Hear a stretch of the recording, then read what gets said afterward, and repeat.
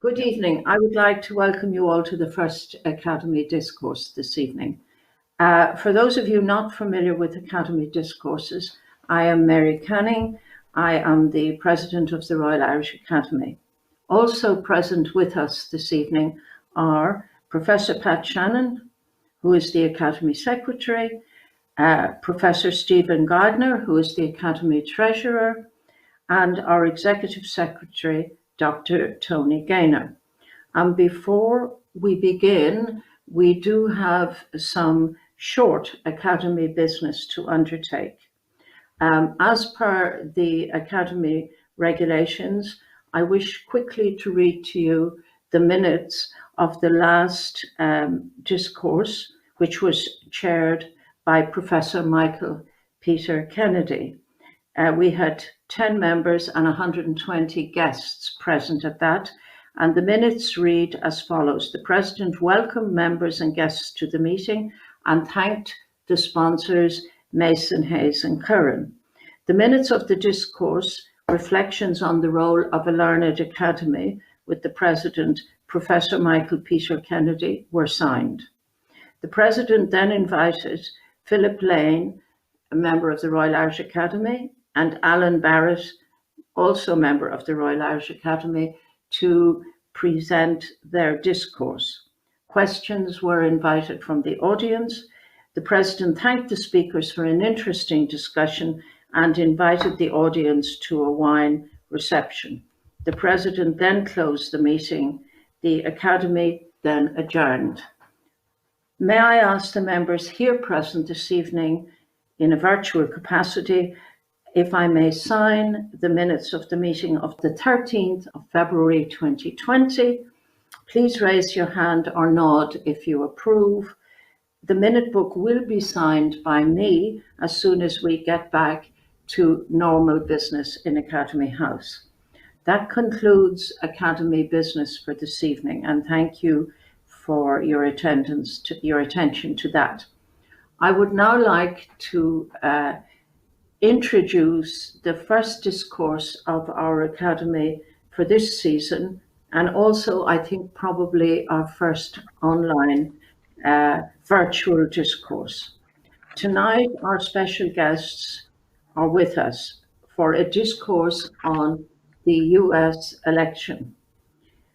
We are being joined by Desmond King, who is an honorary member of the Royal Irish Academy, by Karlin Lillington, by David O'Sullivan, by Robert Schmuhl, and in the chair we have Áine Lawlor. Unfortunately, due to the format constraints, there won't be the usual question and answer session this evening. But if you do wish to submit comments, please do so by using the chat feature, which you will find on YouTube, and we will endeavour to respond. I now invite Áine to begin our event. Well, hello, I'm Áine Lawlor, and I'd like to thank the Academy for organising this discussion of what's certainly the most fascinating American election in my lifetime, and that's probably true for all of our participants and those of you who'll be watching this. I really am pleased to have such a fantastic panel, which I'm going to introduce to you now, who are going to talk about all of this and what's at stake with us today. So we're joined by Desmond King, who's Andrew W. Mellon Professor of American Government at Oxford University in the UK. Karlin Lillington is in Grey, Dublin, here with me, although we're socially distant as well. She's Irish Times journalist and technology columnist. David O'Sullivan was the EU ambassador to Washington from 2014 to 19, and he's joining us from Brussels. And from the US, we're joined by Professor Bob Schmuhl from the University of Notre Dame, where he's Professor Emeritus of American Studies and Journalism.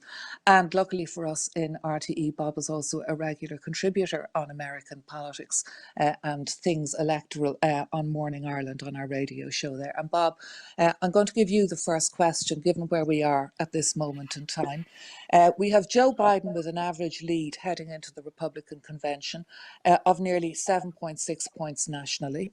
He's got significant leads outside the margin of error in Michigan, Nevada, Wisconsin, Pennsylvania, and Florida.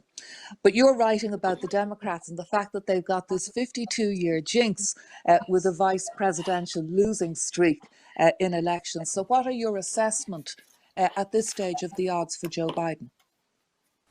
I think at this point, one has to say that he has a lead and that it's a fairly sure lead. And what makes it interesting, it's so unlike 2016 when you had a candidate, Hillary Clinton, who had a very negative approval rating. Joe Biden does not. And 4 years ago, Donald Trump made hay on her standing.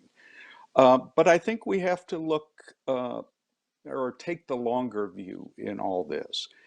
And that is, as you mentioned, Democratic vice presidents don't do very well. If you look and study it closely, a Democratic vice president has not won the White House on his own and without being president since 1836. And I think it raises questions about how people perceive a vice president. The most recent ones who lost, Hubert Humphrey, Walter Mondale, Al Gore. But Joe Biden could be different because, as you pointed out in your introduction, this is an election like no other that's occurred in American history. Donald Trump is unprecedented. Let's say that straight out and underline it 3 times. So that he is trying to do what he did in 2016, and I don't think it's working thus far for him. And Joe Biden is not having to do as much as a traditional candidate might because of the pandemic. So that there are many, many variables, and I don't think about 78 days out that we know exactly where we're going. Mm-hmm. And as Hillary Clinton pointed out last week, you can win by 3 million votes and still lose the election. Someone has already said that Donald Trump could lose by 5 million votes and still win the Electoral College. Now, that might be pushing the envelope, but it's out there from a political scientist.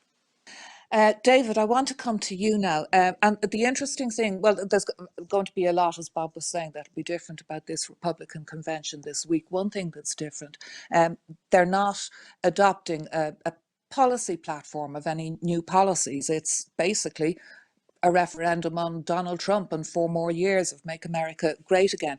Does that mean there's going to be lots of diplomats in Washington kind of crossing all their diplomatic fingers and toes, hoping for a Democratic victory because of the White House's hostility to Europe and, if you like, traditional diplomacy, traditional alliances? Yeah, I don't think many of America's allies will be disappointed if President Trump loses. This has been an extremely difficult 4 years. I think on almost every level, whether that is the multilateral with the Paris Agreement or the Iran deal, whether that has been in terms of bilateral relations, where this administration has managed to offend just about every ally the US has. I think people desperately hope for a change of administration. I think that's fairly clear. There will not be too many people who will be cheering for Mr. Trump. But I think people are wary of assuming a change of administration. I mean, I agree entirely with what Bob has said. A lot can happen. And I think one of the things that should be said is the national polls don't really tell you very much, because this is, with the Electoral College, this is more like 50 state elections than it is with a single national election. So you have to look very closely at what is happening in each of the states. And at that level, it's still looking pretty good for Vice President Biden. But, you know, a lot can change. It will depend on turnout, which turnout where, voter suppression, the efforts to discourage certain groups from coming to the polls. And I think, going back to your point, Anne, about the platform, I think Mr. Trump is going to go back to a very simple message aimed at three groups of people. The first is his base, whom he stirs up with sort of xenophobic, racist, hatred messages and fear of immigrants and so forth. The second will be on the economy, where he's going to say, look, in spite of COVID, in spite of all that, I ran a good economic ship. It was deregulation, it was tax breaks for the better off. And he will go with the evangelical vote on a conservative social agenda, and he will emphasize the fact that there could be a number of Supreme Court places to be filled. And what he's basically going to say to people is, okay, maybe, I mean, he won't say this in this way, you don't like me, maybe, but the alternative is you put the Democrats in power and you change all of that. You just give them the power to decide the Supreme Court, you give them the power to overregulate and stifle the economy in the way that they have in the past. And of course, they will pursue a liberal agenda of open borders and so forth. That will be his simple message. And that will resonate with different groups of people, even if they don't particularly like him. So I think if the election were held today, Mr. Biden would certainly win. 70 odd days from now, a lot can happen, and people can change their minds or be persuaded that in the end they go with the party they feel will deliver the best for them rather than the individual. And for many, that could still be the Republican Party. And while we don't know what's ahead, it certainly promises to be a roller coaster. And just picking up on that theme there, David, about the election and what kind of election it's going to be in the middle of a pandemic. Karlin, last week we saw former President Obama appealing to voters in his scathing remarks about Donald Trump. Do not let them take away your democracy. We have the post office chaos. We have the White House campaign against mail-in voting, even though COVID-19 is raging. We have the questioning of the outcome. So how likely is it that we're going to see a free and fair election in November, in your view?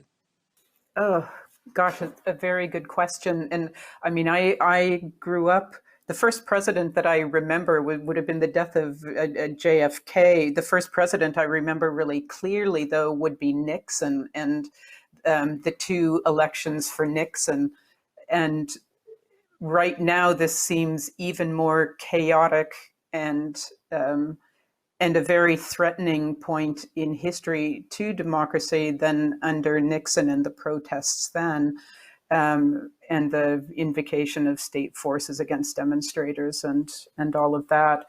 From my own, area of interest in tech, I think it's been very interesting to watch the manipulation that we've been seeing of the where even a Republican-led Senate report on election interference seems to agree that there was Russian election interference in 2016, and we're all expecting it in 2020 as well, perhaps from China as well.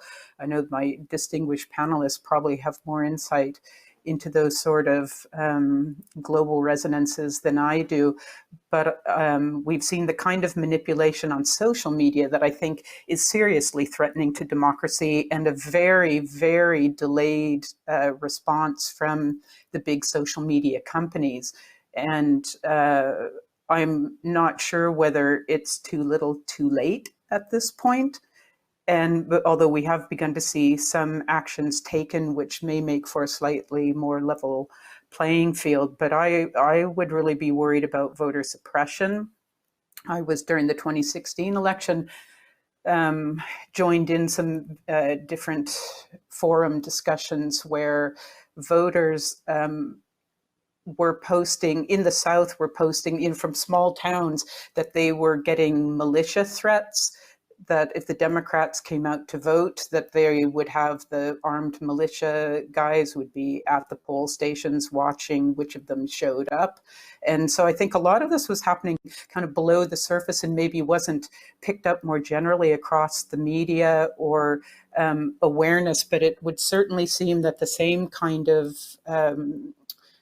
concerns and underhanded plays for power that were there both internationally and nationally trying to affect the US election are going to be there over the coming months as well, and on election day. And as I think a lot of us are worried what happens after election day as well.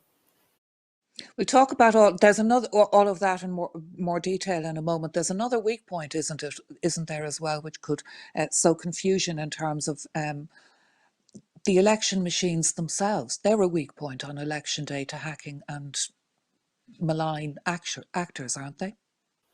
Yes, and this is a really interesting point because the voting machines have always been vulnerable in various ways to being accessed, even if they're not directly linked to the internet. There've been, because it's not just the machines themselves, it's the voter records. We know that there were attempted break-ins and some successful break-ins to obtain voter information during 2016. And so then you can start to manipulate voter registrations or deregistered people when they show up at polling stations. There's a lot of sophistication in, I think, in the planning that may be going on behind this, because it's international actors behind a lot of this. And ironically, I think for all that Donald Trump complains about the risks of email voting and people signing the back of envelopes and sending in ballots, even though he seemed quite happy to do this, of course, in his absentee vote for the Florida election, paper ballots mailed in are probably far safer than manipulations that can happen with voting machines or accessing databases in local or state or federal voting record databases, so I would think if the sooner everybody got to email voting would, probably the safer democracy is. Desmond, as Bob was saying earlier, Donald Trump is unprecedented and underlined that 3 times. Now, given the way he's upended all the traditional norms of government, just your assessment as we head into the election on the effect the Trump presidency has had, before we talk about all the campaigns and everything, on America's ability to govern itself. Do you know what I mean? What impact has he had, do you think, just so far since 2016? I think it's had an enormous impact, and America was already quite dysfunctional in 2016. If you remember the last 6 years of the Obama presidency, really nothing was passed because the Republicans wouldn't cooperate with the Obama White House. For instance, they left a vacancy of the Supreme Court lying around for 14 to 16 months, which was unprecedented. But all of this has got much worse in the current period. Trump, I think, is froth, and the outcome of these longer processes of polarization between the parties, the deep black-white racial divide in America, which seemed to be diminishing in the 70s and 80s, but is now back with a bang and is probably the most important dimension in the country. But if you want to look at what Trump has done, I think the single way to think about it is that he's revealed how much of the Constitution and governing relies on norms, not on hard and fast rules. So he has argued that the Constitution vests unique power in him as the executive, as the head of the federal government and of the executive. And that, of course, is a point disputed by constitutional lawyers and scholars, just how much power under what's called the theory of the unitary executive does the president hold and is able to exercise. And he spent a lot of time, he's done it even again today or yesterday in his press conference yesterday, talking about this new treatment he's got the FDA to agree to against coronavirus. He's talked about the deep state trying to stop this, and he's thrown around this term deep state for some time. To put it crudely, we could talk about the executive, the White House, aligned with the Department of Justice as considering themselves an executive with distinct and unique powers, whereas he describes Congress and particularly the bureaucracy as a deep state which is not cooperating with the things that he wants. So there's no interest in checks and balances. There's no interest in following norms or in respecting rules. Everything is an opportunity to to get your particular interest, that is the president's interests, institutionalized and across in the system. It's done on total damage to the system. It's done damage to the reputation of experts. It's done damage to the reputation of the bureaucracy, and some of the bureaucrats have tried to come back on this. If you look at the way the politics of the virus response has unfolded, the only one who's been able to really hold his own position is Anthony Fauci, because he is not an appointed official. He is a career civil servant, but in the last 2 months he's been deliberately marginalized by the White House because they don't like what he's saying. So I think the damage to the system is really quite dramatic. Certain things that were already there, such as the ideological role of the court. The court really has no credibility at all as an impartial, nonpartisan institution because of the appointments that have been made to it, because of the sort of decisions that Roberts has been willing to preside over since Citizens United in 2010, and the two appointees that Trump has put onto the court, of course, one in being nominated in deep circumstances of deep controversy, have carried on the tradition that this is a court which is ideologically driven in its decisions, and a lot of them support a strong president. That's more than you probably want to hear, but I think that you've put your finger on something, and it is the collapse of norms. A lot of things that were considered norms, if you're asked to appear before Congress, you appear. People have disregarded that rule. It's the Congress, which is a constitutional rule, deals with budgetary matters. The president has tried to exercise his own powers in those areas. And there's a question I was wondering about today, maybe each of you briefly on this, before we talk about 2020. The argument about why the Democrats lost in 2016. They were too elitist, they were too urban, they forgot middle America. Given everything you've all described about the past 4 years and the way all the norms have been upended and the way the Black Lives Matter protests have spilled out onto the streets, dreadful incidents of police brutality being recorded and traveling around the world. What was 2016 all about? Was it actually all about race? No, not on 2016. I would argue that the Democrats, and I mentioned this at the opening, the Democrats had a candidate who was roundly disliked. And I would know that Hillary Clinton and Bill Clinton are quite admired in Ireland. But over here at that time and the way that she was being portrayed, the people looked at both of the candidates, both of whom seemed unlikable to many of them, and decided, well, we'll take a flyer on Donald Trump. Because we really, really don't want to have another Clinton in the White House. The one thing I would say that is fascinating to study is the way that Hillary Clinton, when she left the State Department, her approval rating was in the mid-60s.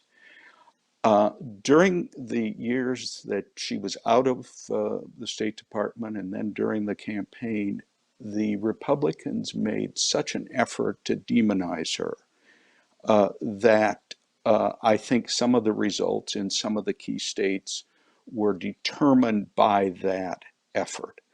So that did race play a part? Yes, but let's face it, she didn't campaign at all in Wisconsin and lost by a few votes. Didn't spend enough time in Michigan, lost that state. Donald Trump won the presidency by winning 78,000 votes in Pennsylvania, Michigan, and Wisconsin. That is the system that exists in this country. He played it like a violin. Whether he could do that again, I'm not sure. Desmond, do you want to respond to that? Why did you say all American elections are about race? Yeah, well, we could see that with the subsequent policies that Trump has mobilized. In the 4 years before he won the election in 2016, he organized the birther movement against Obama. He was helped by the Tea Party movement, which is an exclusively white grassroots anti-government movement who hated Obama being in the White House. The people who didn't turn out for Hillary included an awful lot of African Americans who were very concerned about how she would respond to her being in the White House. But I mean, the Electoral College is exactly right thing to identify. But what I think Bob is overlooking is that the American system was designed at its founding to maintain and ensure enslavement continued. It did three things. It gave bizarre representation in the Senate, 2 senators per state, regardless of population size. It introduced the Electoral College, which has, David described it as really means an election in every state, and national polls are pretty useless for us in understanding what's going to happen. And thirdly, it gave a Supreme Court with life tenure, which is unique in advanced democracies. It makes change in Congress extremely difficult. It has the most veto points of any political system in the OECD. The consequence is that a system designed to ensure that enslavement would continue was not able to cope with that when the Civil War blew it apart, and that was replaced then by deep segregation, which is still with us, which is why Black Lives Matter has arisen. And colleagues don't want to recognize this, but that's how the institutional system was designed. How else can you justify the Electoral College as a system, other than that it was intended to maintain a system of exclusion? The white protectionist rhetoric, language, and practices of the Trump administration have just exploded. This is part of why Black Lives Matter has blown up in the middle of the worst public health crisis we had in a century. People just cannot survive in this system anymore around this basis. So I'm afraid I just think it's so deep and so profound that we have to start with that at the beginning. It's not really news, I think, and I fully understand and respect that people want to talk about the individual and the personality factors and so forth in 2016, what difference they may or may have not made. But one thing we learned in 2016, for instance, which I think is very germane to this election, is that a lot of white voters don't answer opinion polls honestly. They don't wish to say that they're going to vote for the candidate for whom they do vote. That is the Republican in this case, because of his misogynistic and racist views that he expressed in that period. So we really don't have reliable opinion polls. My African-American friends stress this to me over and over again. These polls are not reliable, they say. And we have two pieces of evidence, one which go either way. The 2016 midterm elections certainly suggest Trump is unpopular and that the Democrats should be seizing the moment. And I think this is Biden's election to lose. However, we have seen no movement within the Republican Party away from this president, who is now palpably unpopular and demonstrably incompetent in responding to the virus. We have no senior Republicans saying they are going to dissociate themselves from him. That's quite remarkable. And picking up on that point about it being Biden's election to lose in 2020, David, the Democratic campaign we saw last week, Joe Biden, he's selling himself as a healer. He's selling himself as the leader of a coalition of broad talent right across the party. And even the left wing of the Democratic Party that never really accepted Hillary Clinton, they seem to be buying into the Biden campaign so far. My question is, the chances of success, and can this coalition of unity in the Democrats against Donald Trump last the next 2.5 months? Well, if I may just come back to the previous question, I agree with a lot of what was said, particularly Bob, but I think one element which for me was an element, and Hillary Clinton was not a great candidate, let's be frank. She probably would have been a much better president than she was a candidate if she had been elected. But there was also an element of misogyny, and I was very struck by a number of people I spoke to across America who kind of expressed the conviction that maybe, the presidency isn't really for a woman, and some of this actually came from women. So I think that factor was also in the mix. I mean, everything else that's been mentioned was important, but I think there was an element there, and I was surprised at the number of educated women who voted for Trump. I think Bob or Desmond may have the figure. I seem to remember a figure of 53% of college-educated women voted for Trump. White college-educated women voted for Trump, which, given his misogyny, which Desmond has just mentioned, and his outrageous comments about women, I frankly could never understand. And yet it was, I believe, for the reasons I mentioned earlier about a social conservative agenda. It was about the perhaps economic agenda, or just a dislike of all things democratic. But so these factors are there that we don't really know. Now, can the Democrats keep it together? I think the key for the Democrats is to get the turnout. I think it's clear that in 2016, the African American community in particular did not turn out for Hillary in the way they had for Obama. By the way, they didn't turn out for Obama in 2012 in the way that they had in 2008, which is one of the reasons why the Democrats then lost control of Congress. The key is also to keep on message and to avoid that Trump manages to change the narrative, which is what he normally very successful at doing. I believe they can do it. I mean, I think it is there is a degree of unity.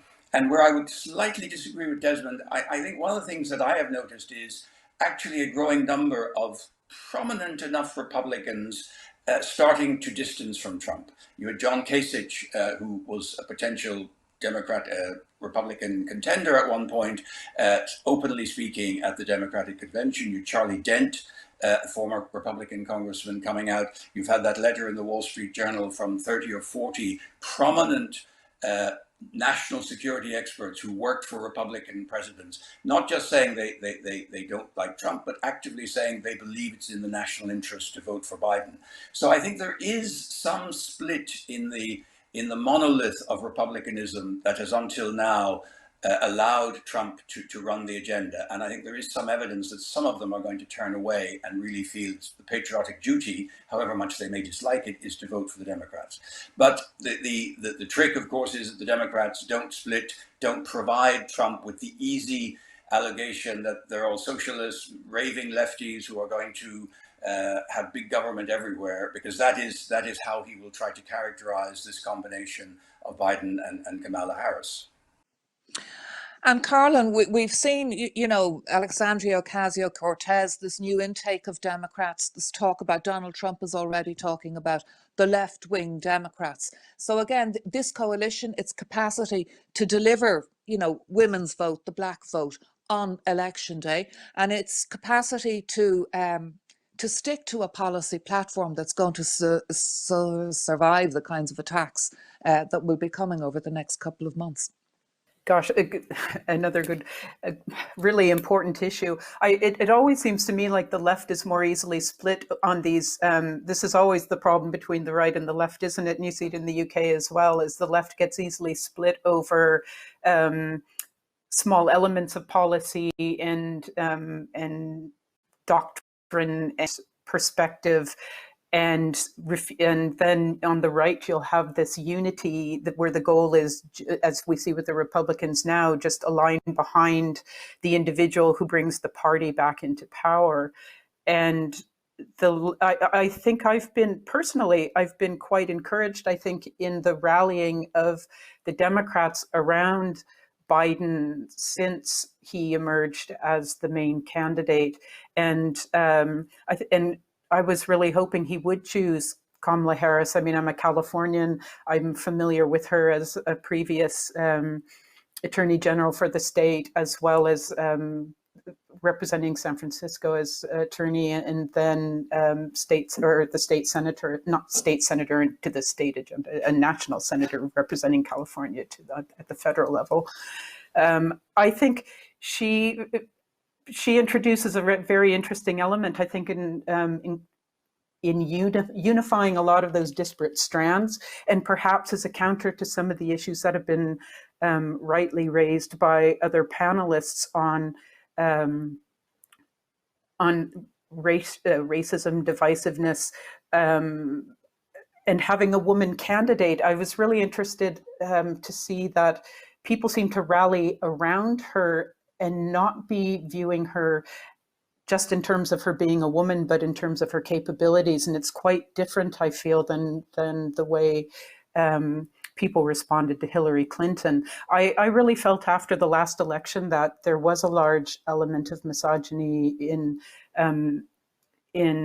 Clinton not being elected, even though she did win the popular vote, of course. But now I absolutely agree that there's a huge element where a huge race-related element to the entire U.S. system and to how people are thinking right now about whether they'll come out to vote and whether the system represents them and whether they're eternally locked out. And I know we tend to think of these voting blocks as being happy now because you, say, had a Black president in office, but I know there was a lot of disillusionment voiced across the Black community in Obama not delivering on issues that were important to Black voters. Of course, he faced an impossible situation with a Republican Congress that wouldn't support him in any way as well. But will all these different threads be able to unify and produce a Democratic president in November? I certainly hope so. That would be my own hope. But there are these quite disparate threads of democratic perspective across the party. I suppose on the other hand, we had the Tea Party Republicans, who have gone very mainstream now, and they were once, when I was younger, seen as so out there and on the very edge that they couldn't possibly gain more than a slight toehold of disillusioned voters, and yet they've come to represent, quite a mainstream view of republicanism as well. So I guess we'll have to wait to November to see.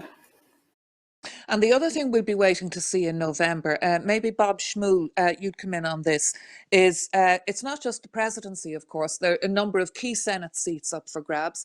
And unless the Democrats win those, I mean, Biden's just going to be held hostage, won't he, by the Republican majority in the Senate? So how critical is all of that, and what's going on there? Very critical, but one always has to point out that Donald Trump cares about one thing and one thing only, and that is Donald Trump. If the Guinness World Records had a category in egomania, he'd retire the competition. And what's interesting is that they have been so supportive. He keeps saying 95%, 98%, whatever. It's usually closer to 88 or 85 to 88 to 90% of Republicans who support him. They have supported him, but now they're looking over their shoulder because in all of his talk about mail-in voting and the fraudulent nature that we could see in all of the mail-in voting, in a number of those states where you have incumbent Republican senators running for re-election, they have mail-in voting to an extensive degree, and they rely on that. So they don't want him poisoning the water for their voters, keeping them away from voting. But again, his whole manner and philosophy, that's too strong a word for him. All he cares about is himself.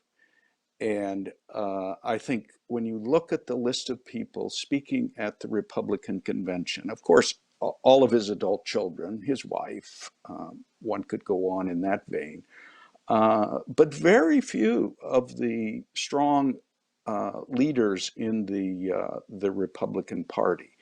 So they think they want him, they think they need him, but he'll cut them off at the knees if he has the chance. I'm going to come back and talk a little bit more about the future of the Republican Party in a minute, but just sticking with the question of the campaigns, the Senate races in particular. Desmond, just on that, how critical are those races going to be to the capacity? You know, we've spoken about how disappointed people were with Obama in 2012 and the capacity of Biden to deliver to this coalition that he's brought together in this campaign. That's a great question. I mean, they're going to be bitterly disappointed if he faces a Republican Senate that's led by the same bunch of people like Mitch McConnell and Lindsey Graham. So if the Democrats, and I think the Democrats, if the polls are accurate and if they're accurate about the state level and if they're accurate about the national level leads that Biden has, then I think there's a reasonable chance of a Democratic Senate. They should certainly hold on to the House. But if they don't get that level if they don't get a majority in the Senate, then I think it's going to be extremely frustrating because there will be the policies that Biden has set out, massive reform of childcare, serious financial regulatory reform, changing trade policy to be more cooperative with allies, moving back towards multilateralism, thinking about the sorts of changes which Sanders and Elizabeth Warren want in the taxation system. None of those is going to succeed if they don't have a majority in the Senate. So it's a very serious issue in that regard. Can I just add too, as a footnote, I take David's points, which are very useful about the break in the Republican ranks. I think the national security advisors is a very significant thing for people like him and me who watch this closely. It just doesn't really have any resonance at all in the suburbs, in the rural areas, in the voting booths. It's how senior Republicans like Mitch McConnell, the leader of the Senate, and Lindsey Graham, how they behave, how the members of his cabinet behave, and how he deals with those who've left that really matters. And there's just been no break in the wall there. This is, after all, a president who was brought into impeachment proceedings and impeached by the House. Obviously wasn't carried by the Senate, but he was impeached by the House. He has 6 or 7 colleagues around him who have gone to jail. It's an extraordinary record for a presidency. It does echo the Nixon years, as Carl was saying earlier. But this doesn't seem to resonate. We are in this remarkable era of disinformation, fake news, inaccuracy, which means that events which I think level-headed people can say constitute serious constitutional challenges just don't get that kind of traction amongst the voters. And of course, this year, as ever, the debates are going to be critical. David, we know that Joe Biden can be gaffe prone. There's that famous remark of Barack Obama's, never underestimate Joe Biden's chances of bleeping things up. How critical the debates and how likely that Biden will score the wins he needs to in those debates? Well, it's going to be a test for him. I think many people actually think he is the right person to go up against someone like Trump because he is a classic retail politician. Yes, he is prone to gaffes. He's prone sometimes to speak for too long or to repeat himself. So it's going to be an interesting contest. I mean, the debates, it's always hard to say how really important they are. They have a certain influence, I think, but they're rarely decisive. But it is true, we haven't mentioned this, but I mean, Joe Biden also has vulnerabilities as a candidate. He's not the perfect candidate, or maybe he would have been a few years ago. He's older. He's going to be older than President Reagan was when he retired. He seems in good shape. We've seen videos of him running around the White House, and he seems, thank goodness, in fit and well. But this is something that even the equally not in the first flush of youth Donald Trump will try to play up. And, it's very easy, as we know, on the campaign trail to make a slip. Edmund Muskie famously, others have had that kind of difficulty. This is perhaps to Biden's advantage that he's not going to be out on the trail in the way you are in a traditional pre-COVID election. So in that sense, not only does the pandemic to a certain extent help him politically, but it may also help him in terms of the nature of the campaign, which will not be big rallies, not the relentless pace of jetting around from one state to another, which, you know, for anyone who gets a bit older must be harder to do than when you're in your mid-40s. So I think this is what Trump is going to try and do. He's going to try and plant in people's minds that Biden has vulnerabilities. Do you really want to put this man in charge of the country? But I think he will go much more on the labeling him with Kamala Harris. And I agree with Karlin. I think she's a great choice. I must admit, I was disappointed she didn't do better in the Democratic primaries. I thought she could have been the candidate. But she didn't perform well there, by the way, and we have to bear that in mind. But he will try to label the two of them as excessively left-wing, pro-liberal, all the epithets that he will throw at them. And I think that's where there's going to be a lot of negative campaigning. It's going to be a very dirty campaign, I'm sure. And Karlin, there's also the chance of, already people are talking about an October surprise, perhaps in terms of a vaccine announcement. We saw the impact in 2016 of Hillary's emails at a critical late stage in the campaign. So it's promising in those final critical days, isn't it, to be quite a roller coaster? Yeah, I think so. I mean, you can already see Trump grasping at various distraction techniques, even claiming that we have a breakthrough treatment now in using COVID antibodies, as if this is, he was saying, it's a game changer, even though this has been floating around as a prospective treatment for a while, and there's still kind of so-so evidence on it, actually, because it hasn't gone to peer-reviewed trials. But of course, this doesn't matter in a Trump world, as he seems to be claiming it almost as if it's he clearly wants people to look ahead and think that this is all going to be over with.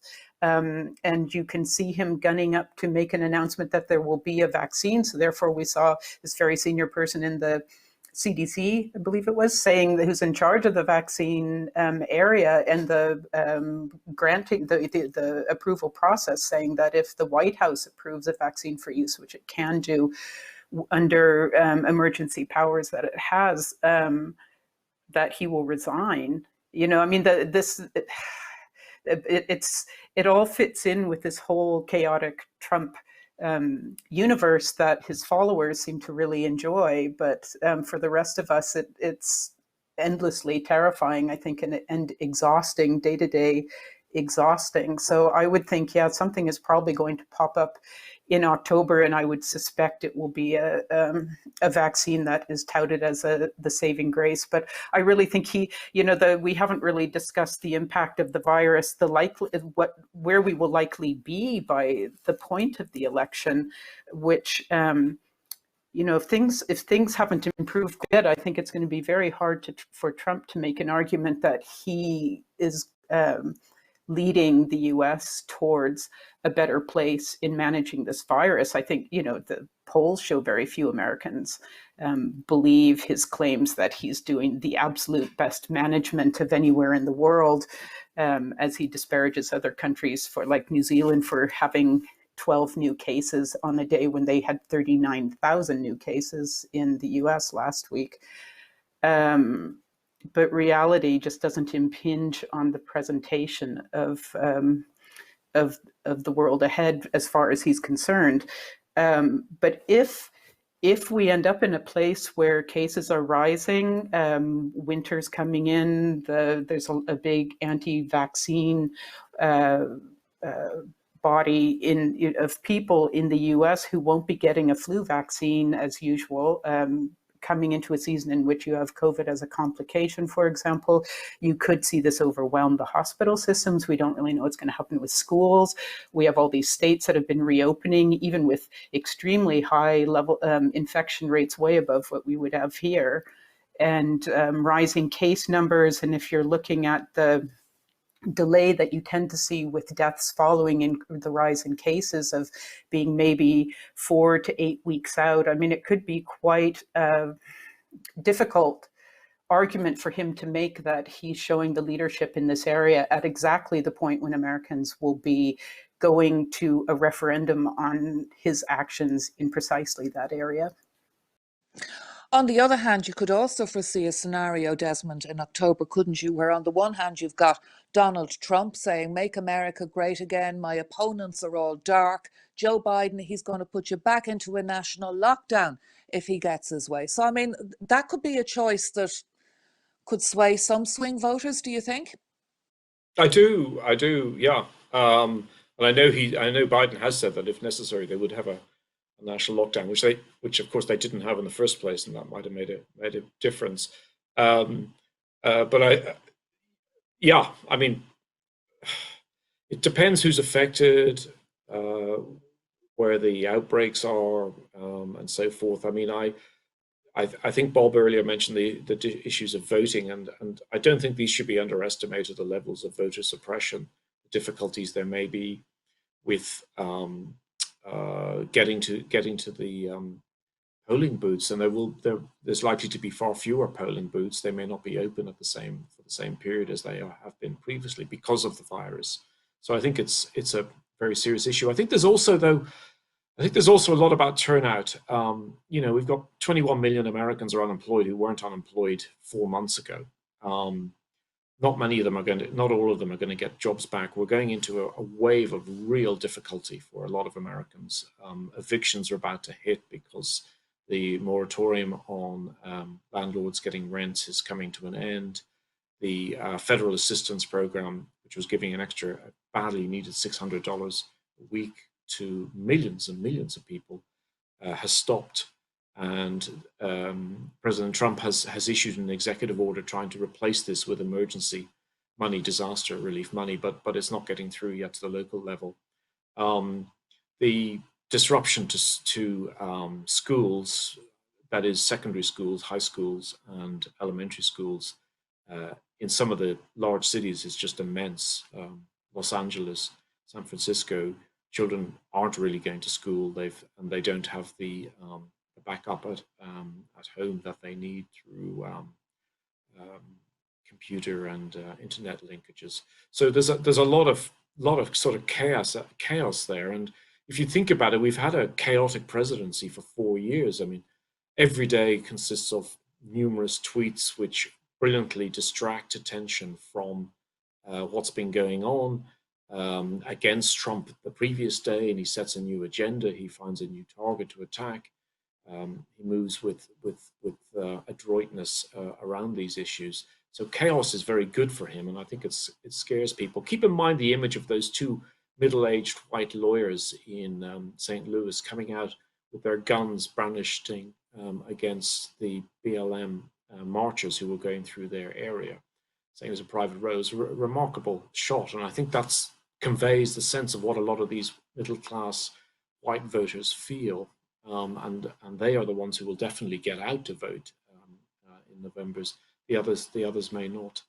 I think also the debates. If I take anything from 2016, I think that Trump was an incredibly successful debater and really wiped the floor with Hillary in the debates in a number of ways.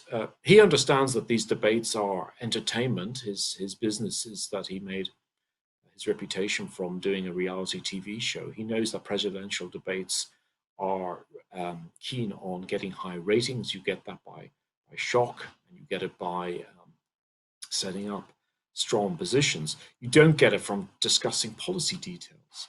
And this is where Biden is likely to fall down, I think, in the debates, because he'll be trying to explain the detail of what is going to be a very complicated reform of healthcare policy. And it's one that has been reduced to shorthand phrases like socialist medicine by Trump, and I think Trump will do well there. I think the vice president debates will be interesting, however, because Pence is a methodical, careful politician, whereas Kamla Harris is also extremely forensic and impressive. And she did some brilliant jobs in the Senate, holding committee hearings and interviewing or questioning, particularly Trump's first Attorney General, Jeffrey Sessions. That was a set of questioning which Sessions will never forget in his period. So I think that we'll see the debates. They'll be helping us with this chaos and so forth, and trying to get a level-headed view of where we are for the election in November. But there are so many factors which can work on this randomly. I think that it's difficult to be confident about what will happen. Okay. Before we talk about the Republicans, one question, which feel free all of you to come in on this, but Bob, maybe you'd kick it off.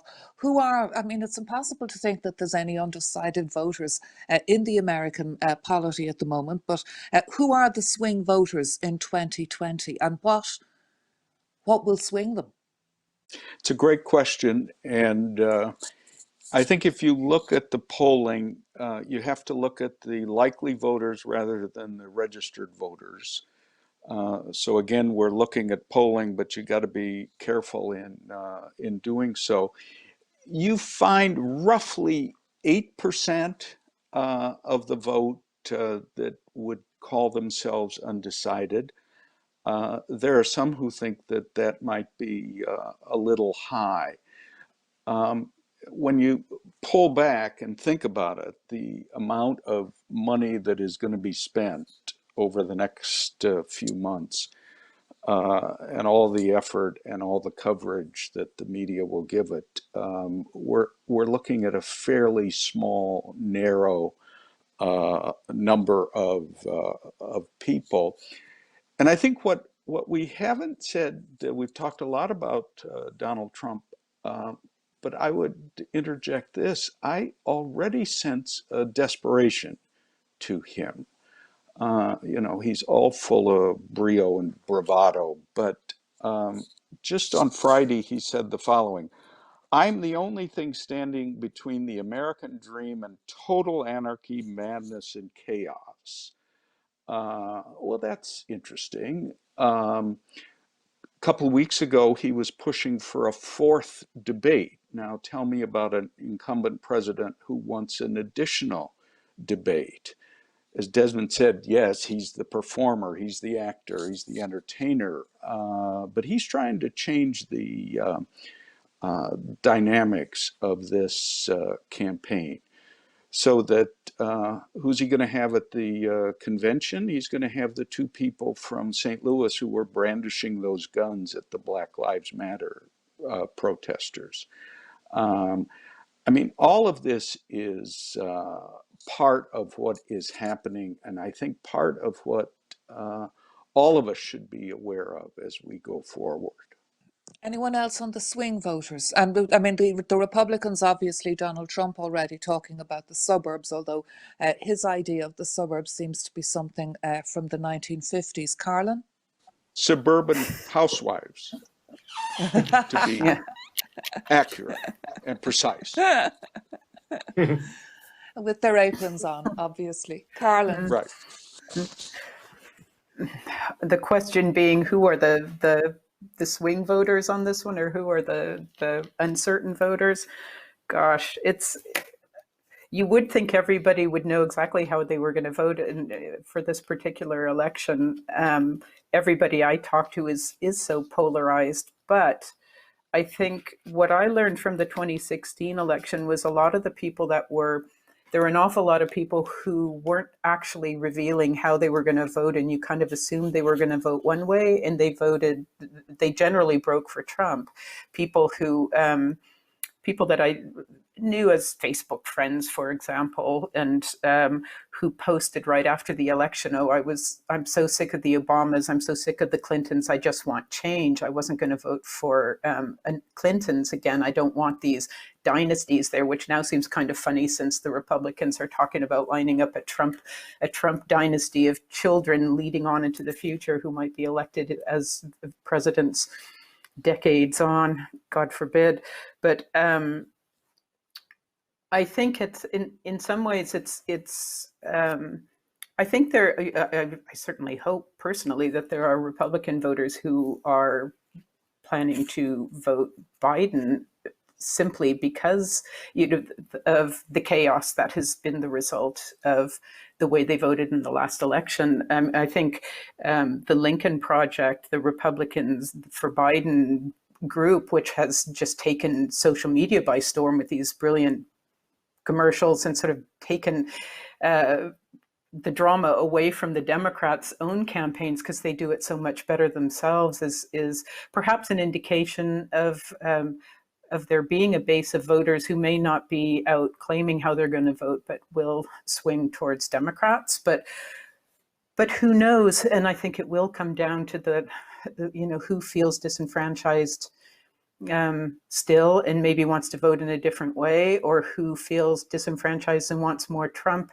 because they don't feel they've achieved yet, due to deep state blocking of the Trump's attempts to bring in some of the policies that he said he was going to bring in. I don't know. It's everybody that I know, I think, is pretty firm on how they're going to vote. But then that would be the case with people who are interested in politics and feel like they have a strong stake in the coming election. A lot of people are in that middle ground where they're not quite sure. I just wanted to say, too, I was thinking about one of the most striking things I heard in the 2016 election was I was sitting in the car one day and on RTE, somebody was interviewing a Black woman in Louisiana on how she was going to vote. And she said, I'm going to vote for Trump because I don't know anything about Hillary and I don't know what she stands for. And at least with Trump, I kind of know what he stands for. And I thought, this is a Black middle-aged woman feeling this way. And doesn't that say a lot about the kind of uncertainties in the American system, and that in a reality TV era that's also strongly dominated by how you control social media and how you demonize the mainstream media, as it's called, how that gives you control that can be very hard to assess by those of us who sit and look at it through more traditional lenses. And David, what's your assessment? I mean, Karlin mentioned the Lincoln Project. We've also seen there's Republican Veterans Against Trump. There's various anti-Trump conservative groups that have been winning social media. But will they actually, what's your assessment of their capacity to actually get, switch Republican voters to voting for Joe Biden just to end this particular time in American history come election day? Can they deliver the vote, or is it an online phenomenon? Well, this will be one of the big questions, and I don't disagree with Desmond when he said that I hadn't drawn up a long line of prominent Republican politicians who have dissociated themselves from Trump. But I think to this particular issue of who are the swing voters, to me, it's all down to turnout. And what you have to hope is that the Democrats will get more people out because they're mobilized to go for change.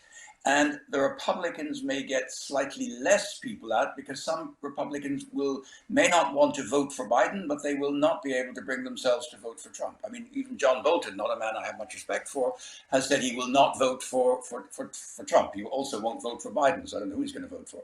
But that may be what could be decisive in this. If you just get a couple of percentage points of Republican voters deciding not to go to the polls, and you get a couple of percentage points of Democrats turning out, that could be quite decisive, in particularly in some of the swing states. So, I think turnout is going to be incredibly important, and traditionally, the higher turnout does benefit the Democrats, and vice versa.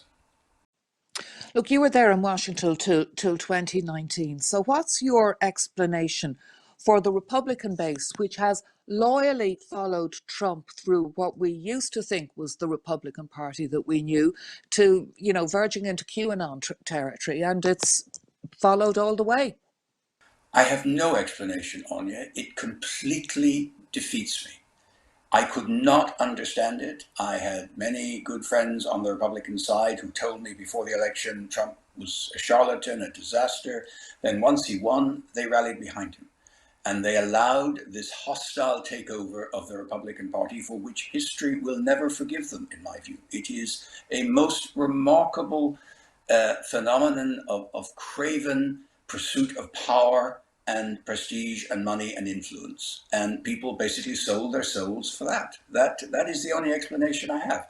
I can give a more gentle explanation, which is that they said Trump is evil, Trump is nasty, but we can get him to implement the right kind of policies which are good for the country. So socially conservative agenda. So we get conservative judges in the Supreme Court, less regulation, more tax breaks for the better off, and being tougher on immigration and all of that.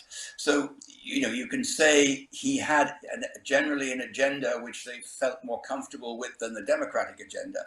But the fact remains, at a certain moment, it's down to character, it's down to integrity, it's down to, as Desmond said, the destruction of the norms of the American constitutional system, and so many have remained silent. And those that had the courage, like Jeff Flake or Bob McCain, I mean, these people did come out and speak it, but in the end they were sidelined, and they had to retire from politics, or in the case of McCain, John McCain, sorry, he unfortunately passed away. But there has been no concerted opposition to the takeover of the party, and I was just reading over the holidays Hilary Manton's Wolf Hall, the first of the trilogy of Henry VIII.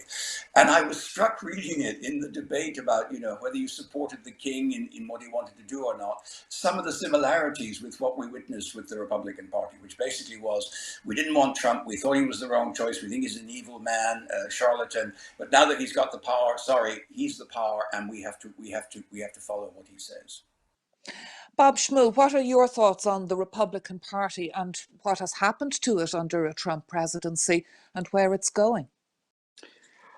It is entirely different from what the Republican Party used to be in terms of, against debt, against the Soviets or the Russians, as we would say now. Just go down the laundry list, in terms of trade, in terms of immigration. So that I agree, they really have sold themselves out to someone. And what's striking is, I wonder to what extent voters back in 2016 had the questions about Donald Trump answered by Donald Trump. I was doing a little research the other day, and this is the last line of a interview that he gave the Washington Post published in April of 2016. "My natural inclination is to win," Trump said, "and after I win, I will be so presidential that you won't even recognize me. You'll be falling asleep. You'll be so bored." Well, I think an awful lot of people thought that Donald Trump would, as happens with many presidents, that having the office would transform him. He'd become serious. He'd become the representative of the country. He would do the right things. And actually, the converse is true. He has tried to transform the presidency in his image, so that he is the center of attention. And the one name I don't think that we've heard today is Mitt Romney as being a high-level Republican who challenged him. But go down the line. Mitt Romney's not at the Republican convention. George W. Bush is not at the Republican convention. So that they really have now, one hates to say it, but I will, sort of a cult of the personality. And they are so afraid of getting that tweet that would injure their reputation, but beyond their reputation, I'm not sure they care that much about reputation, but would jeopardize their power, that they are willing to really bow in his direction and let him go as he does. So that right now, if you look at the Republican Party, it is personified by the one person. I would argue that Mitch McConnell and others would be afraid of that perception generally in the country, but it's going to take years for it to get out of the system and for them to define themselves in a way that is cogent and might have some relationship to its past and principles. And Desmond, I've heard some people in the Lincoln Project, former Republicans, say they pretty much think the party is over, that it's going to go down the tubes with Trump, whether it's in 2020 or 2024. Do you think that's what's going to happen? It's basically going to shrink with its base. What's its future? Who even leads it if he doesn't get elected? Well, presidents, yeah, lead it, and you're quite right. When there isn't when the party doesn't control the White House, then they tend to be fairly leaderless, or they have leaders, but they have the leaders don't have any public presence, chairs of the national committees and so forth. I mean, we've seen the U.S. system can only operate with two parties. That's how the electoral system works. So it may shrink and contract and reform, but to break up, I think, would be unlikely in the short term. I mean, I've just really enjoyed listening to my fellow panelists talk for the last few minutes, because I think they've really got a good sense of what's going on with everything and the challenges that are ahead. It's very hard for the senior members of the party to challenge the White House leadership. So the speaker of the leader of the Senate, Mitch McConnell, the Republican leader, and other senior Republicans there could try to go and talk to the president and to talk sense and to try to say, how do we cooperate? But the Trump presidential style doesn't permit that sort of collaboration and cooperation. It just doesn't happen. If we think back to the Bush or Reagan most recent Republican presidencies, they would have had a much more collaborative approach to working with colleagues in Congress of both parties usually. President Trump obviously has absolutely no time for Speaker Pelosi as the leader of the Democrats in the House, in the Congress. So the scale of non-cooperation is quite staggering, and the scale of inability to discuss and to plan together is really quite extraordinary. I think almost any other president that America has had, faced with this sort of pandemic crisis, would have at least paid lip service to the notion of national unity and national leadership and the scale of the crisis and the need to cooperate and to work together. Instead, it's been the obverse in every respect is the approach that's been taken. So that's what the inheritance will be. I mean, it's very difficult to predict. I hate trying to predict what's going to happen in the election, but it does seem to me there are at least, 2 or 3 possible outcomes. I mean, you were asking about swing voters, and the key voters, I think, are going to probably be white women with college degrees.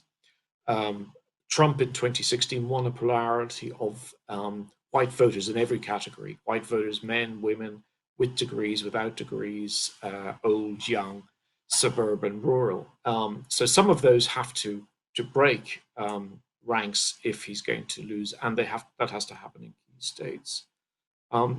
It seems to be quite likely that we may not have a result on the evening of the election, that we will be left with disputes and arguments about postal votes which have disappeared or not arrived, ballot stations, polling offices which didn't operate functionally correctly, and so forth.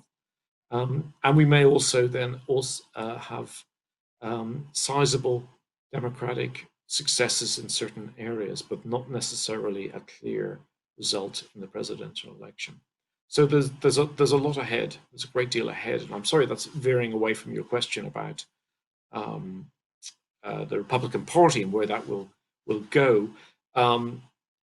Trump has made it a party of white Americans and evangelicals.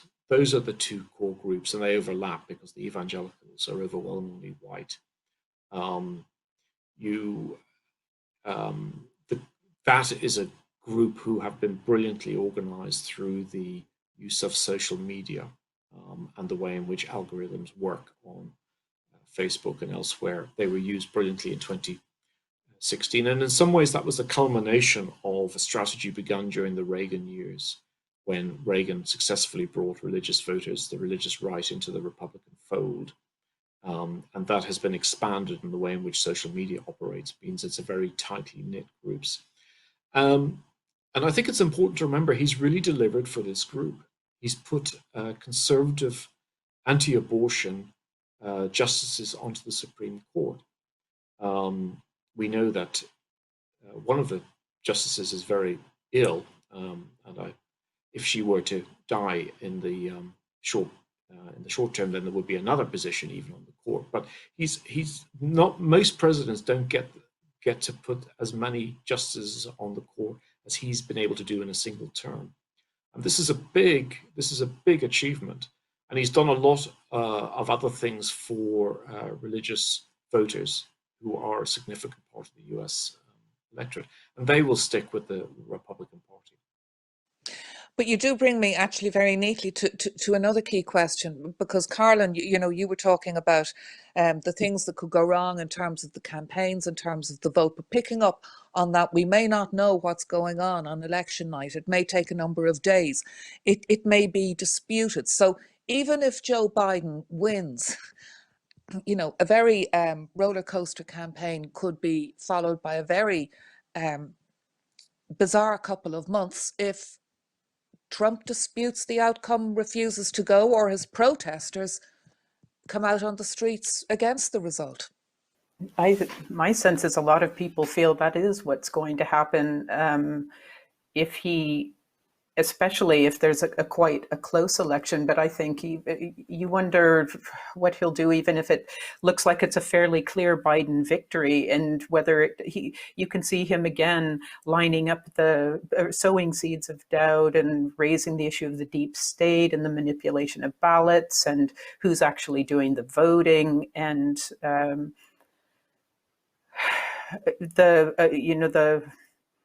we've seen protest on the streets of a sort that it hasn't been there since the Nixon years, really. And I would say both sides equally could turn out on the streets, and God knows what would happen. I mean, it just seems so bizarre to even discuss this as an American looking at what should be one of the, if not the world's leading democracies. And to be seriously considering a situation in which a president would not accept the results of an election is just so strange. But I think that's where we are. The larger worry to me is that it's the Trump supporting side, which is the pro-gun side, and tends to be armed as well. And we've already seen that those groups will turn out, be it on the steps of the Michigan Capitol to protest, and in Charlottesburg. It's they will show up. They will use violence. They will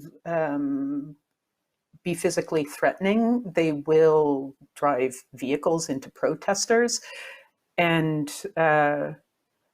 you wonder what will, the fact that we've even seen discussion at the highest level of whether the military would support Trump if he refuses to leave the White House. I mean, it's just bizarre. You think that we're talking in terms that in my lifetime to this point would have been reserved for the most unstable nations led by dictators across the world, not the United States.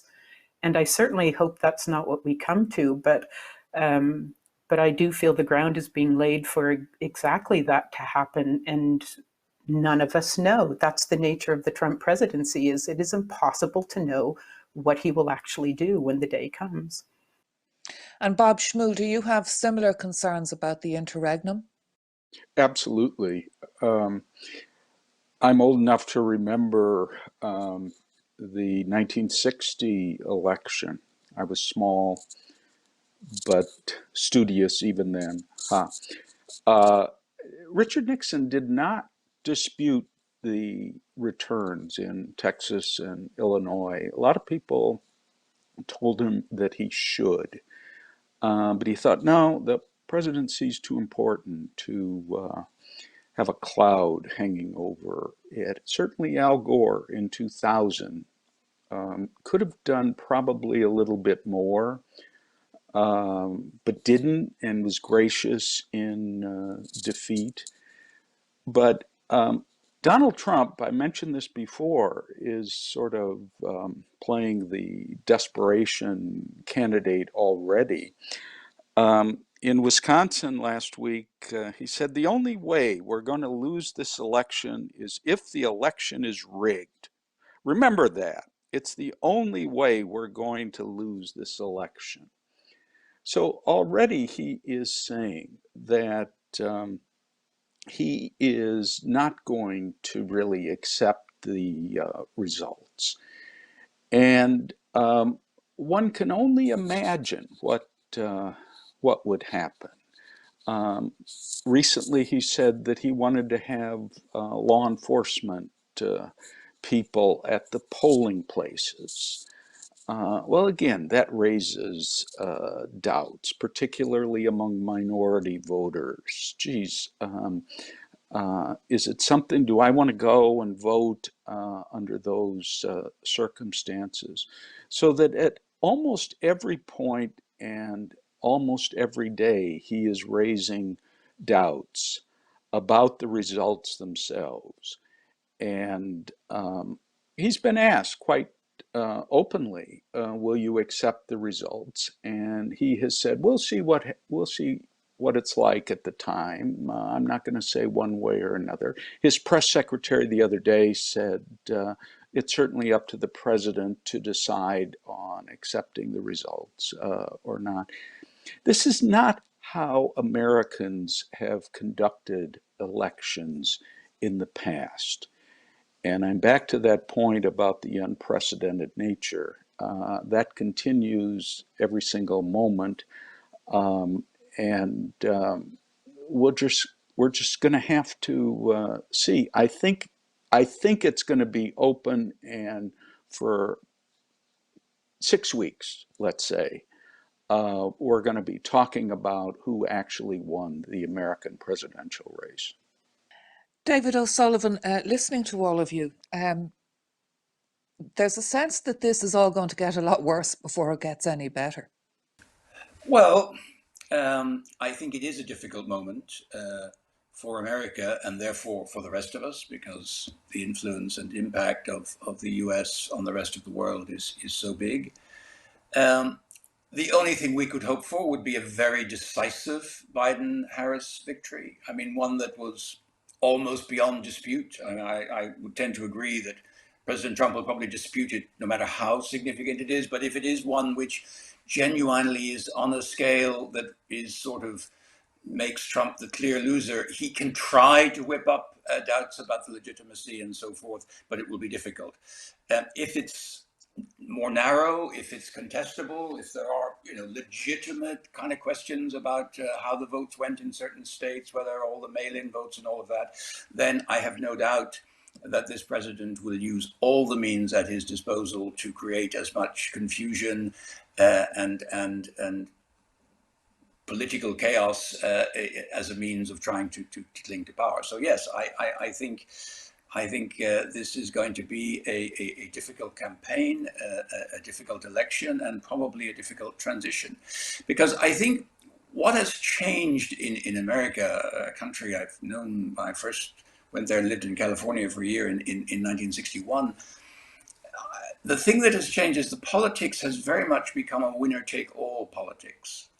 The essence of democracy is not just the vote of the majority, it is the continued respect and rights of the minority. That's the deal of democracy. Of course, the peaceful transition of power, but it's always this sense that a democracy has a majority and a minority, and they respect each other, and there are checks and balances. I think that has progressively been eroded in the United States to a feeling that if you win, you've got to take everything, and it's a sort of scorched earth policy. And this has meant that it's the battle for who gets the power has become so much more fierce, because there's no sense in which the loser can hope to get any mercy shown by the victor. And I think that is what is driving the deep divisiveness. Now, this is part of the underlying divisions of American society. Desmond talked about the race issue, but there are divisions between urban and rural. There are divisions between the West and the East, between the North and the South.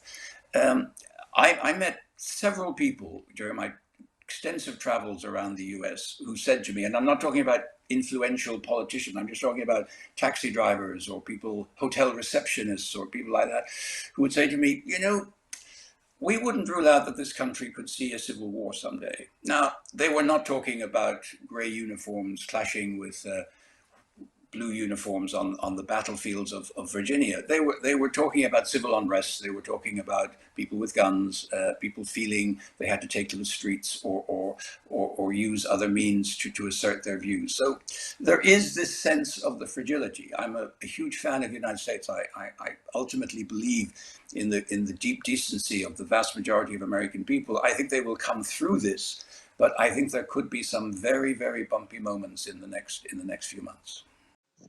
And in terms of that idea of America, the shining city on the hill, the leader of the free world, and the damage that's been done to it. I mean, overall, Desmond King, in a world where we have autocrats running, the two other big global superpowers, China and Russia, how easy is it going to be to undo that damage and reclaim that position, or is it a good thing it's gone? It's a big question, but I'd love to hear you talk about it. Yeah, I mean, it's something I have been thinking about. I certainly think a Biden presidency could rebuild some key bridges, but I think there might be less change than we would expect. So he would obviously bring America back into the WHO. He would treat NATO with respect and as a serious organization. And I think he would wish to use the UN and work with allies on policies. Quite how he deals with China, and quite how he responds to China's expansion into Europe, into Africa, into everywhere, and its use of technology it seems to me, much more complicated and uncertain. The Trump administration is building up quite a nasty headache about Taiwan, which would have to be faced by a new administration, where they're making overtures which can only be deeply threatening to China on that basis.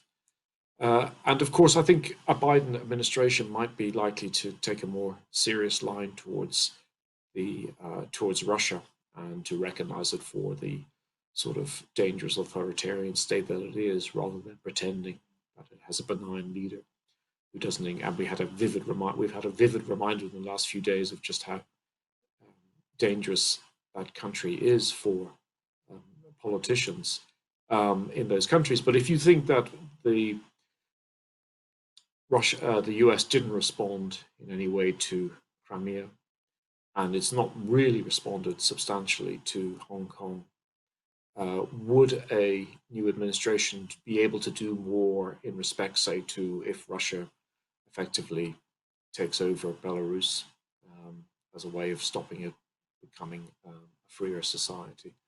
I think that's going to be very complicated. I suppose I'm being an old-fashioned liberal and thinking that I agree with David that the sentiments of the US have historically been better for democracy and more democracy supporting than than against that. And the sort of democratic tradition which Biden represents does seem to fit into that. But the world has changed, where protectionism is very much the norm. The anti-globalization sentiment, which contributed to Brexit in Britain and to Trump in America, has not gone away, and that's going to change behaviors and futures, all in the middle of a pandemic for which there's no obvious solution around the corner. So I think it will be complicated and interesting to see what happens there. I think there will be. I think if Trump is re-elected, there will be more of the same, and the confusion between the national interest and his own interest will continue, with a lot of complicated consequences from that.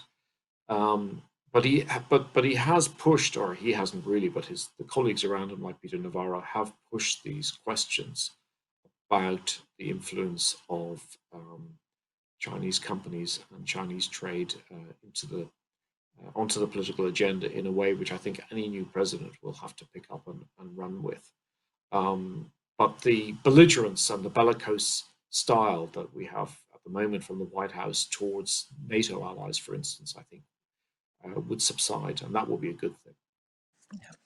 And Bob Schmuhl, in terms of the damage to that whole idea of America and, you know, the leader of the free world, the idea of the Statue of Liberty, your reaction now when you have columnists like Fintan O'Toole talking about how outsiders now look at the United States after 4 years of Trump with pity? Yes, and that was a column that resonated over here and got a lot of attention. It really just shows the impact, the consequence of one person. I would argue the damage that the one person could do. But it, in a way, relates to one of the earlier questions, which is, you know, where are the Republicans? The Republicans in recent years have become much more nativist and nationalistic. And in 2016, he was the certain trumpet of those people. And I would argue that they probably don't mind what has happened to America in terms of its perception abroad. Again, remember, these are the so-called forgotten men and women. Most of them would not have much interest in international affairs, wouldn't travel, wouldn't have passports, things like that. I think it's huge. I think it's terrible, to use a word. I'll use a word that Donald Trump uses all the time, disgrace. But he is really speaking for more than himself in that. What's remarkable, we touched on it but not probed it deeply, and that is we keep talking about his, quote, base. And I don't think that the Republican convention is going to be an experience that reaches out to people beyond that base. So that his strategy for the rest of the fall, for the rest of this campaign, is going to be, can I find some more people who are like-minded, who did not vote in 2016, to deepen that base? And that is something that I think all of us should be watching as we go forward and get closer to November 3rd. Is he successful in deepening? Because Lord knows he has not tried to broaden at all. And even if he loses, even if he accepts the result, Bob, and leaves the White House, as David was pointing out, you know, he's still going to have a voice. He could set up his own TV station. He's still going to be playing a role in American politics. Maybe, you know, this is not going to be over for a long, long time. Trump politics. I mean, if you read the, coverage, there are people who are saying already that if he loses and indeed leaves the White House, that he would be seriously thinking about running in 2024. He certainly has that opportunity ahead of him, whether he would do it or not. There's talk, serious talk, that Don Jr. is the next person who might be in line to take a flyer on a presidential campaign. He will have a voice louder than anyone's, and it will make, if there is a President Biden, it will make his life awful. I'm to the opinion, and I would be someone who would want to foster coverage of the White House and all that. I think at a certain point, the American media need to ask themselves, should we always be covering his press conferences? Should we always be giving him the coverage that he craves, the attention that he craves? I think that's something that people who are in the high offices at the networks and at the publications need to ask themselves. And Karlin, apparently at Fox News, they're really worried that, they could be really hit if President Trump sets up his own TV station and attacks them from the right and comes at it from there. The Trump politics, as Bob was saying, even if there's a Biden victory, even if they win the Senate, Trump politics could be with us for a long, long time to come in America. And oh my God, how will we survive that? As my mother, who was 85, said, she has a group of friends who call themselves the Widows Group, and when they used to get together for dinner regularly before the pandemic hit, of course. But she said their response in 2016 was, my God, we don't want this to be the last president that we remember before we die. So the idea of a continuing Trump dynasty, I think, would drive them all insane. But as maybe centenarians, all seeing a Don Jr. in the White House. But I think it's one thing maybe to look ahead to, as we're talking about how Trump will change politics, is I'd just like to say, and of course I've been speaking here this whole time more as a voter and somebody interested in particular aspects of the Irish and I suppose Irish European experience too, and American experience, and Irish and then European experience, because that's been my own immigrant route over here, and I'm now an Irish and a European citizen as well as an American and Canadian citizen, is that if you look at the US right now, what we're talking about in terms of politics is undoubtedly going to be a completely changed politics, I think, in the decades ahead, because you have a very young population that is now highly diverse, highly non-white, better educated than ever before. And a lot of these young people are the children of immigrants. And I think that's going to be very transformative in American politics, including perhaps pushing many states that we've traditionally seen as red over to blue. And, a year when you have both Arizona and potentially Texas, even North Carolina, South Carolina in play, South Carolina to a lesser degree, but North Carolina certainly. You can see the changing populations in those states getting younger, getting more diverse, and those people show up in endless polls as being more likely to vote blue, to vote Democrat. And I also think you have a generation that's been galvanized into politics over climate change, for example, in a way that we haven't seen since the 1960s. And so I think there may be a lot of change ahead in different directions than where Trump has been taking us. And I also just was thinking too, as we were discussing this issue of what might happen post-election depending on who comes in. I think Europe faces some interesting questions now too, because if you lose the US as the global power, and I think there's definitely been such a weakening. Fintan is absolutely right in that sense of pity towards the US. And some of that will probably be regained over time. Other bits of it have been lost, and perhaps lost forever. Maybe it's China's century ahead.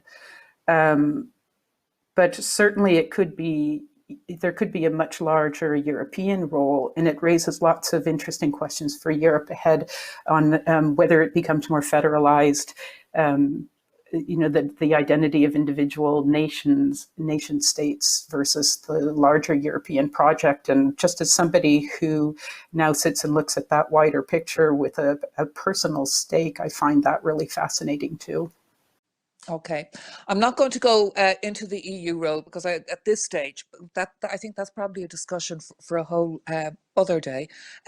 David, I want to ask you a question. Joe Biden's granny told him that the best part of his heritage is his Irish blood, just being really parochial. If we did get a Biden presidency, would that be one where Dublin could hope to continue to punch above its weight in Washington? Yes, I think from an narrow Irish perspective, I think Joe Biden's election to the presidency would confirm the good tradition of presidents with strong Irish roots. Joe Biden is very, very proud of his Irish heritage. Likes to say he quoted Seamus Heaney in his excellent speech at the virtual convention, but he always likes to entertain visiting dignitaries saying, "I always quote Irish poets, not because I'm Irish, but because they're the best." So yes, I think we will continue to have influence way beyond our economic and political weight.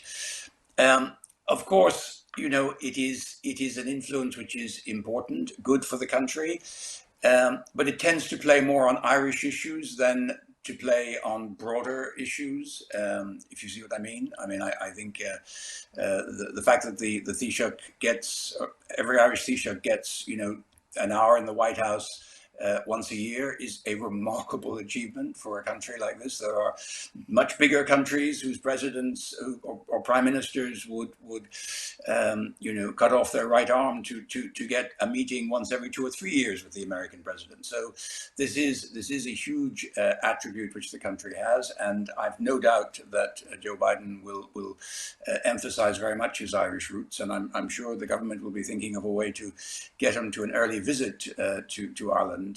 So yes, I think from an Irish perspective, this would be very, very good news indeed.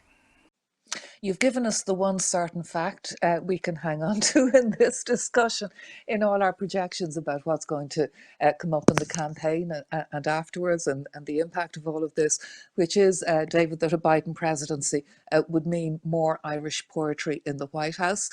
What else is in store for us? We just don't know, and it's going to be it's going to continue to be fascinating and scary. I'd like to thank you all for being such a fantastic panel. There's so much more we could have gone into, but I just think you gave us a fantastic overview. I really, really, really enjoyed it. So thank you all, and thank you to anyone who's going to be watching this. And maybe we'll get to do this again just before or after the election. It could be another interesting time to talk about all of this. But thank you all very much. And my thanks also to the Royal Irish Academy for putting this together. So for now, it's Slán. Thank you to all of our guests this evening for this relevant and enlightening Academy discourse. In particular, I wish to thank the Secretary of the Academy for organising the Academy Discourse programme.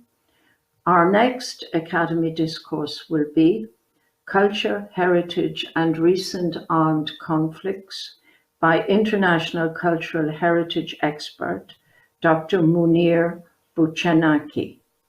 This discourse will take place on Thursday, 29th of October 2020 at 7 p.m. and the event will also take place online. And all further information and booking details are available on the Royal Irish Academy website, www.ria.ie. Thank you once again for being with us this evening. Thank you. Bye-bye.